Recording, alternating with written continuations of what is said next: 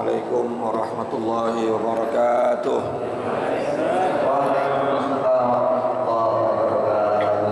Ya Rabbi bil Mustafa balligh maqasidana waghfir lana ma madha ya wasi'al karami.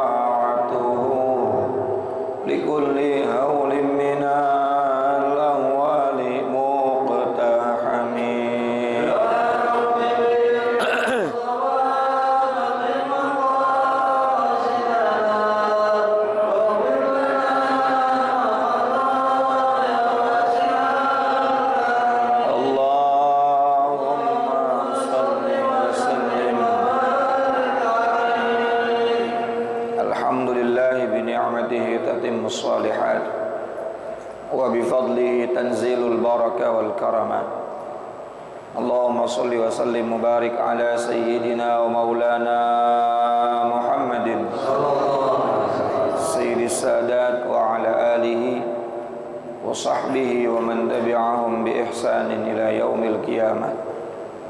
Amma ba'du, yang sama-sama kita muliakan guru-guru kita, Kiai Haji Dr. Andes Muhammad Ja'far. Kita doakan beliau sehat afiat dan panjang umur serta istiqomah bisa mengajar kepada kita. Amin ya rabbal alamin. Guru kita Kiai Haji Zulfa Mustafa Muqarrab bin Yusuf, Kiai Haji Ahmad Habibi Abdul Rashid Ramli, matta'anallahu fi tuli hayatihim. Pengurus Majelis Ta'lim Ukhuwah Islamiyah Bapak Haji Basrain, dan juga pengurus Masjid Al-Hidayah dan seluruh para pengurus masjid dan musholla yang tergabung di dalam Majelis Ta'lim Ukhuwah Islamiyah, serta para jamaah sekalian, bapak-bapak, ibu-ibu yang hadir yang tanpa terkecuali, semoga semuanya dimuliakan oleh Allah Subhanahu wa taala.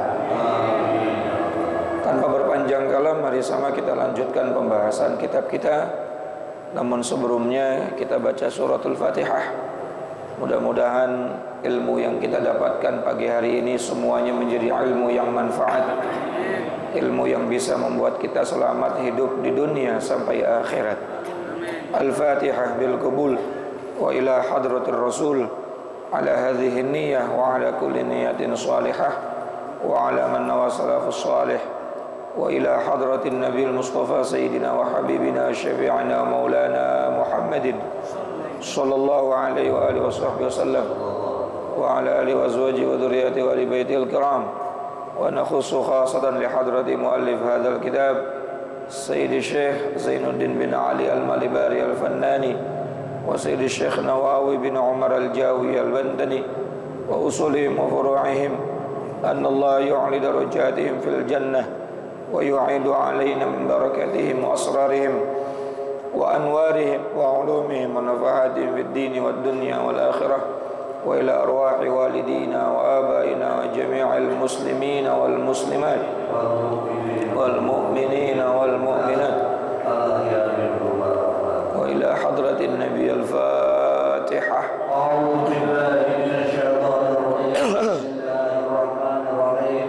Alhamdulillahi rabbil alamin arrahmanir rahim maliki yaumiddin.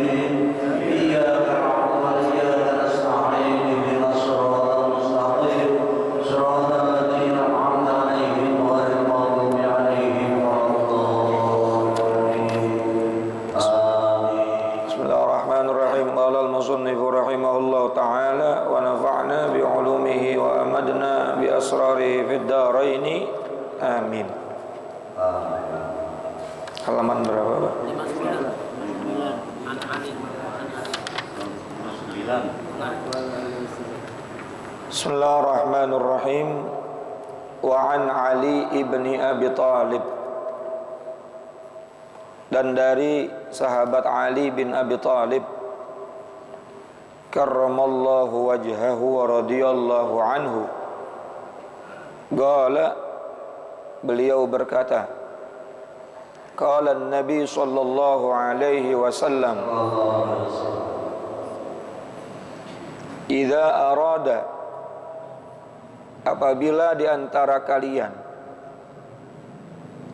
idza arada ahadukumul hajat, apabila di antara kalian hendak memenuhi hajat, kebutuhan, punya urusan, punya kepentingan, bisnis, mau buka toko, mau kerja awal misalnya, fal yubakkir, maka berangkatlah pagi-pagi.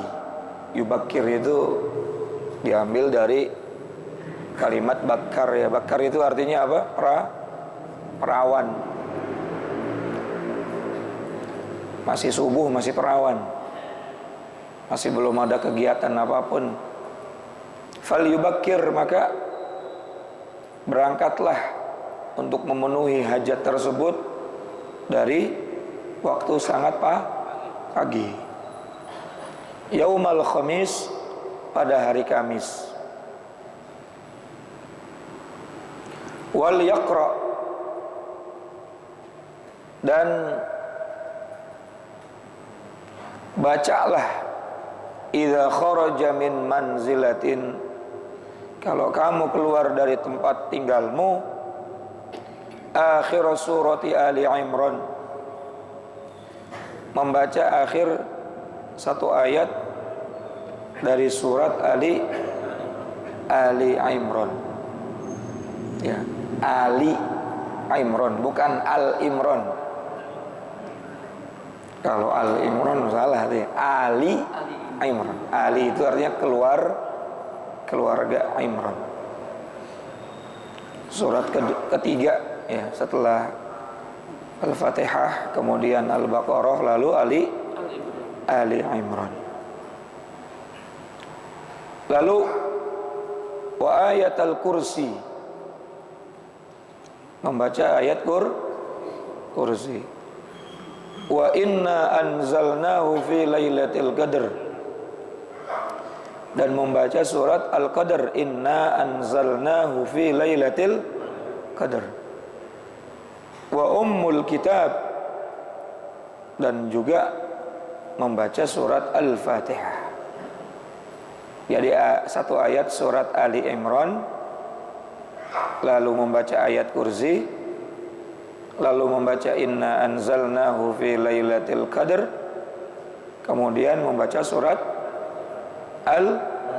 Al-Fatihah. Apa kata Rasulullah sallallahu alaihi wasallam?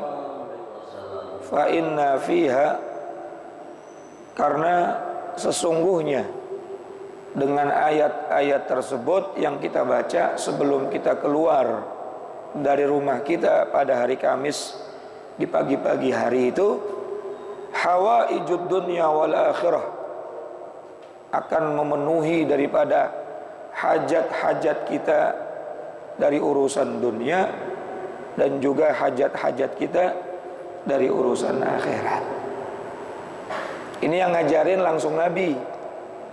Hadisnya sahih dalam kitab Sahihul Bukhari. Redaksinya ada bermacam-macam ya. Jadi enggak dhaif, apalagi maudhu'. Ini hadisnya hadis sahih. Nabi ngajarin sama Sayyidina Ali. Lalu ini menjadi oleh-oleh buat kita umatnya. Jadi kalau kita punya urusan, Ya kalau memang kita bisa milih harinya, pilih hari Kamis. Berangkatnya pagi. Oh nggak bisa milih, Tat, yang nentuin orang sononya, orang kita cuma tinggal nebeng doang. Maka minimal ambil amalannya. Apa? Baca akhir surat Ali Imran, ayat kursi, kemudian surat Al-Qadar, lalu ditutup dengan Al-Fatihah. Ini juga ayat yang terangkum di dalam kaifiyah pelepasan jamaah umroh atau jamaah haji. Bacaannya beginian. Karena setiap satu huruf dari ayat kursi itu akan dijadikan oleh Allah sebagai malaikat yang menaungi dan melindunginya. Nah, kalau Nabi udah ngajarin kita masih kagak percaya, ya terserah dah. Percayanya sama dukun. Ya, lihat dulu arah angin kemana, burung perginya kemana. Ya Allah, giliran Nabi yang ngasih tahu, separoh-separoh percayanya. Giliran Nabi yang kasih ajaran, separoh-separoh. Ya Allah. Semalam saya maulid, makanya suaranya masih belum stabil ya. Saya bingung nih mau bahas apa nih maulid, karena ceramah maulid di situ udah berkali-kali. Akhirnya qori baca ayat surat Ali Imran juga yang dibaca. Qul in kuntum tuhibbunallah fattabi'uni yuhibbukumullah. Kata Allah berkata kepada Rasulullah sallallahu alaihi wasallam, katakanlah wahai Muhammad kepada para manusia, in kuntum, jika kalian mencintai Allah subhanahu wa ta'ala. Manusia kan yang beriman kepada Allah, kalau ditanya cinta apa enggak sama Allah, pasti jawabannya apa? Cinta. Tapi cinta itu harus ada buktinya. Apa buktinya? Fattabi'uni. Nah, buktinya itu apa? Fattabi'uni. Apa artinya fattabi'uni? Maka ikutilah aku. Ikutilah cara aku. Ikutilah jalanku. Ikutilah apapun yang diajarkan oleh aku. Karena semua ajaran yang dari aku, semuanya bersumber dari Allah. Jadi bukti kita cinta sama Allah subhanahu wa ta'ala tidak lain dan tidak bukan adalah dengan mengikuti baginda kita Nabi Muhammad, kaulan dari ucapan Nabi, wa fi'lan dan dari perbuatan Nabi. 24 jam dari bangun tidur sampai tidur lagi, semua ada tata cara yang diajarin sama Nabi Muhammad sallallahu alaihi wasallam. Betul nggak? Termasuk ini. Kalau punya urusan, Nabi ngajarin berangkat pagi-pagi. Sampai ada orang tua bilang rezeki kalau kagak berangkat pagi-pagi takut dipatok. Itu cuma bahasa kiasan aja. Tapi memang Nabi ngajarin apa? Pagi-pagi. Sampai waktu pemilihan untuk pelaksanaan perang Tabuk, Nabi milih hari Kamis. Kita berangkat ke Tabuknya hari Kamis saja. Rasulullah sallallahu alaihi wasallam itu kalau memulai sesuatu yang besar, kalau dalam hadis ini, walaupun nanti di riwayat yang lain juga banyak hari-hari yang lain, sering beliau memilih hari Kamis. Sampai-sampai Rasulullah sallallahu alaihi wasallam juga sering puasa pada hari Kamis. Kalau hari Senin beliau berpuasa, ditanya, "Kenapa engkau berpuasa hari Senin?" "Fihi wulidtu wa fihi unzilat alai." Hari itu adalah hari lahirku dan hari itu adalah hari pertama kali diturunkan Al-Qur'an. Kalau hari Kamis, maka Rasul bersabda, hari itu adalah hari dilaporkannya amalanku selama 1 minggu, dan aku akan berbangga diri, aku akan senang, aku akan bahagia pada saat amalanku dilaporkan kepada Allah, aku dalam keadaan berpuasa. Jadi Kamis ini luar biasa. Ya. Nah kalau misalnya nggak bisa hari Kamis karena memang tuntutan kerjaan dan lain sebagainya, ya ambil ajaran Nabi yang lainnya. Apa sunnahnya? Baca akhir surat Ali Imran, lalu baca ayat Kursi, lalu baca surat Al-Qadar, lalu baca Al-Fatihah. Subhanallah. Tapi udah baca gitu kagak hasil. Ya Allah, itu manusia Sesungguhnya pada saat kita sudah mengerjakan apa yang Rasulullah perintahkan, itu sudah berhasil, Pak. Baik secara fisik nggak kita dapatkan apa yang kita inginkan, tapi hakikatnya kita sudah berhasil. Berhasil menjadi umat Nabi yang ngerjain apa yang diinginkan oleh Nabi. Coba terusin ayatnya. Fattabi'uni yuhibbukumullah. Kalau kita udah ngerjain apa yang diajarin sama Nabi, ngikutin apapun yang diajarin sama Nabi, yuhibbukumullah, maka kita pasti akan dapat cintanya Allah. Kalau Allah udah cinta, Pak, wa yaghfir lakum dzunubakum, itu ayatnya tuh. Kalau kita sudah dapat cintanya Allah, maka kalian, kalimatnya pakai fi'il mudhari' tuh. Bukan ghafarallahu lahu, bukan. Kalau ghafarallahu lakum terlalu menggema ya. Ghafarallahu lakum, maka telah diampuni dosanya oleh Allah. Tapi wa yaghfir lakum, maka akan senantiasa diampuni dosanya oleh Allah. Kalimat yaghfir itu kalimat fi'il mudhari', selalu mendapatkan ampunan Allah.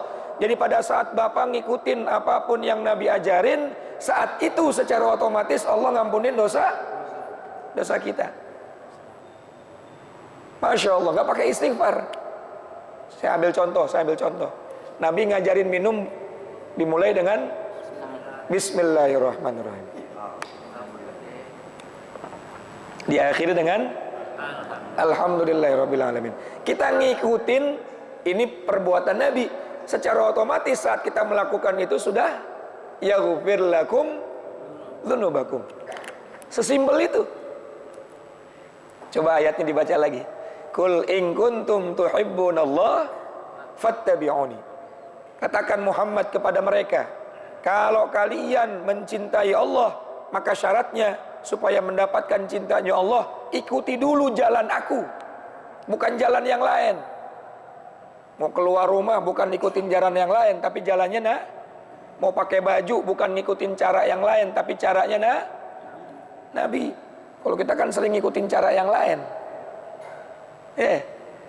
Ngikutin. Mau tidur ngikutin caranya Nabi, miring kanan kalau masih bisa. Mau ngapa-ngapain ngikutin caranya Nabi.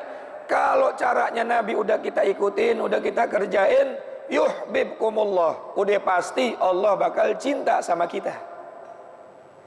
Kalau Allah sudah cinta sama kita, wa yaghfir lakum dzunubakum, saat kita mengerjakan sesuatu itu, secara otomatis Allah memberikan ampunan kepada kita. Subhanallah. Kalau Allah udah ngasih ampunannya sama kita, Pak, dalam surat Nuh Allah berfirman, fastaghfiru rabbakum innahu kana ghaffara yursilis samaa 'alaikum midrara wa yumdidkum bi amwalin wa banina wa yaj'al lakum jannatin wa yaj'al lakum anhara. Bertaubatlah kepada Allah, sesungguhnya Allah itu Maha Pengampun.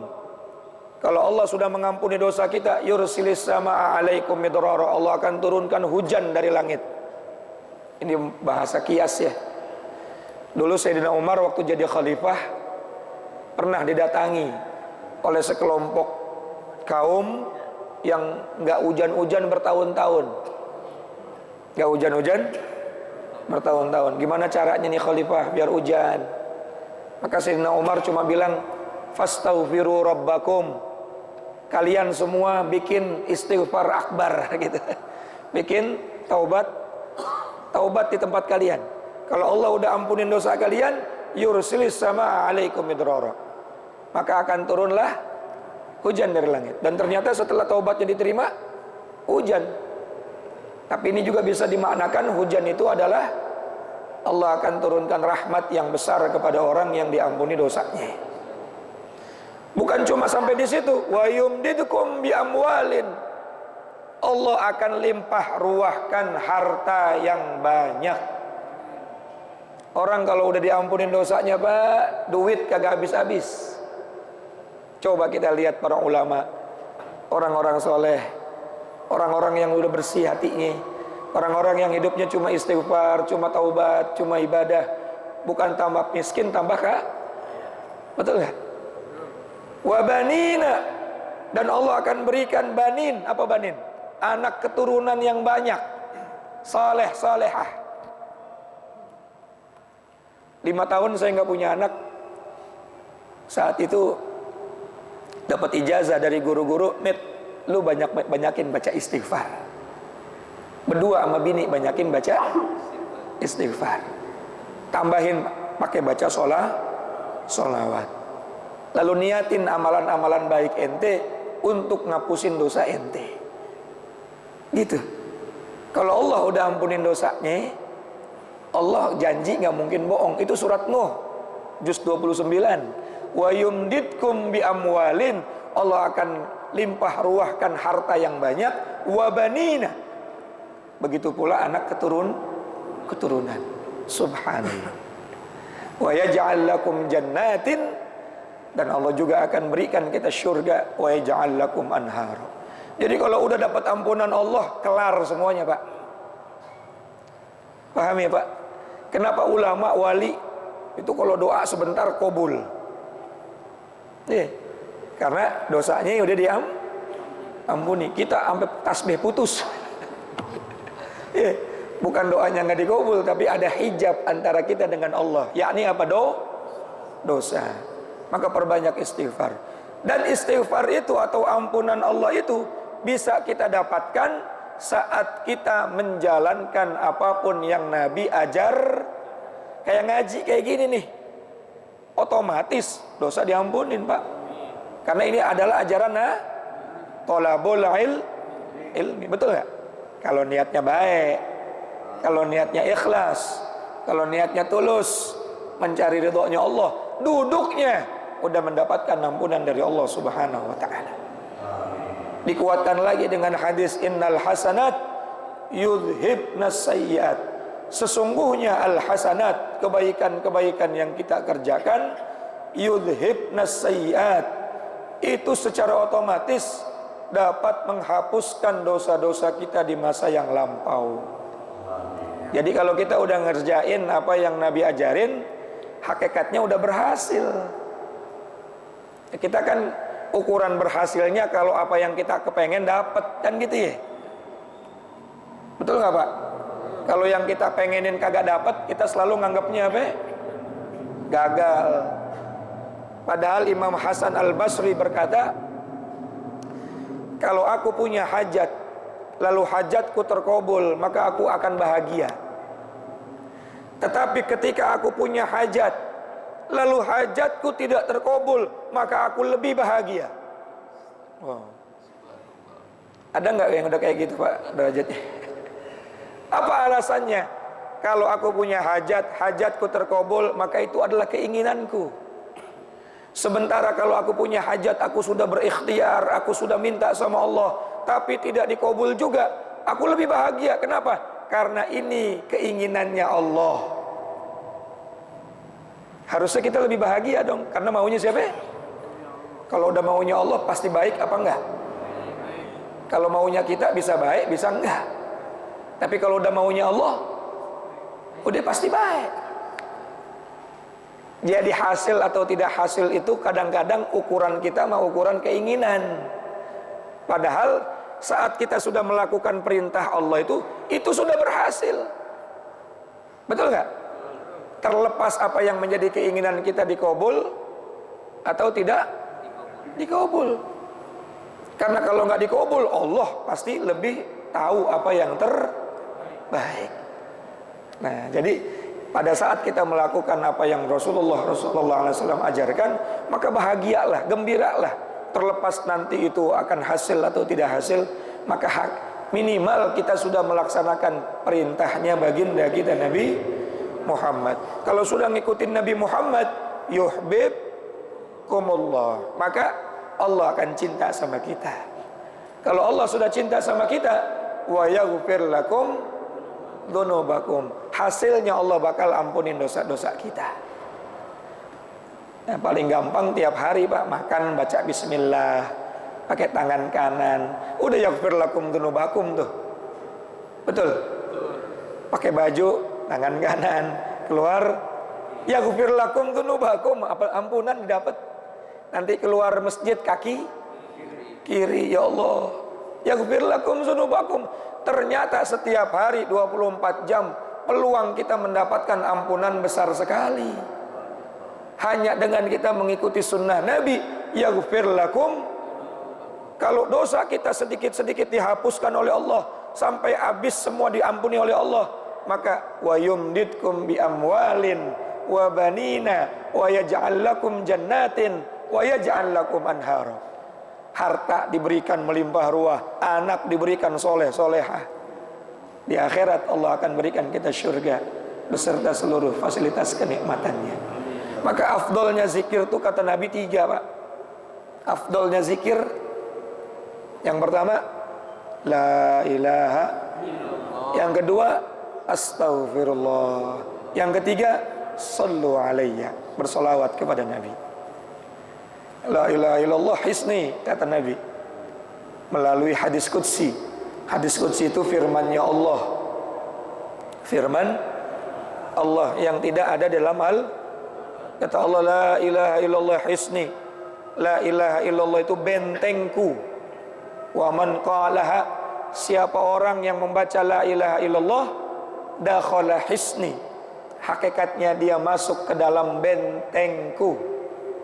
Wa man dakhala hisni aminan bi'adzabi, siapa orang yang masuk dalam bentengku maka aman dari siksaanku. Kalau siksaan Allah yang dahsyat saja aman, apalagi cuma urusan dunia. Maka banyakin baca la ilaha. Yang kedua istighfar. Hikmahnya orang istighfar, Allah ampuni dosanya. Kalau udah diampunin dosanya, hajatnya gampang dikabul. Yang ketiga sholawat kepada Nabi. Orang bersolawat kepada Nabi maka akan meraih syafaatnya Rasulullah. Wasilah terbaik kita adalah baginda kita Nabi Muhammad. Sampai-sampai Allah pernah berfirman, lau ataniyal abdi, seandainya hambaku datang kepadaku, ala kulli babin, melalui berbagai macam pintu. Kita ini datang kepada Allah melalui berbagai macam pintu.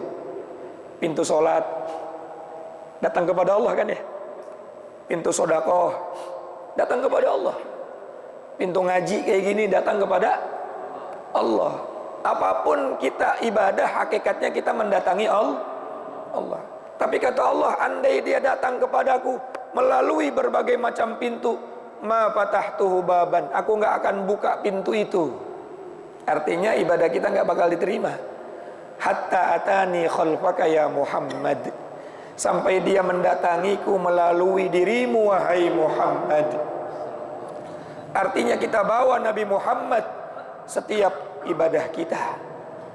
Karena kalau kita ibadah nggak pakai solawat, solat aja yang sangat luar biasa pentingnya, di dalamnya ada solawat. Kalau nggak pakai solawat, sah nggak solatnya? Itu aja deh jadi barometernya. Paham nggak kira-kira? Barometernya itu aja deh. Solat yang begitu sangat pentingnya, kalau di dalamnya nggak ada solawat, solatnya sah nggak? Apalagi cuma doa. Makanya doa dimulai Allahumma sholli ala sayyidina Muhammad wa ala ali sayyidina Muhammad. Baru kita doa apa saja, doa A, doa B, doa C, diakhiri dengan Wa sallallahu ala sayyidina Muhammad wa ala alihi wasallam. Walhamdulillahi rabbil. Kenapa guru-guru kita kalau mau mulai ngajar, ya Rabbi bil Mustafa baligh maqasidana. Kenapa? Karena biar berkah ngajinya. Dia bawa Nabi Muhammad dulu. Subhanallah. Orang-orang tua kita dulu kalau mau ngapa-ngapain sholawatan. Selamatan rumah, baca maulid. Mau kawinan anaknya besok, baca maulid. Anaknya lahir, akekahan, baca maulid. Apalagi? Sunatan, baca maulid. Mau ceraian doang kagak baca maulid ya. Artinya mereka tahu doa yang mereka panjatkan kepada Allah hampir-hampir nggak sampai kalau nggak baca sholawat. Jadi 3 tuh zikir Pak ya. Kalimat tauhid, banyakin istighfar, sama banyakin sholawat. Udah nggak usah pakai ijazah lagi, diamalin. Insya Allah selamat hidup kita dunia akhirat ya. Fattabi'uni, kata Nabi, ikuti aku, yuhibbukumullah, maka Allah akan mencintai kalian. Kalau Allah sudah cinta sama kalian, wa yaghfir lakum dzunubakum, maka setiap aktivitas hidup kalian akan mendapatkan ampunan dari Allah Subhanahu wa taala. Wallahu a'lam bishawab. Wassalamualaikum warahmatullahi wabarakatuh.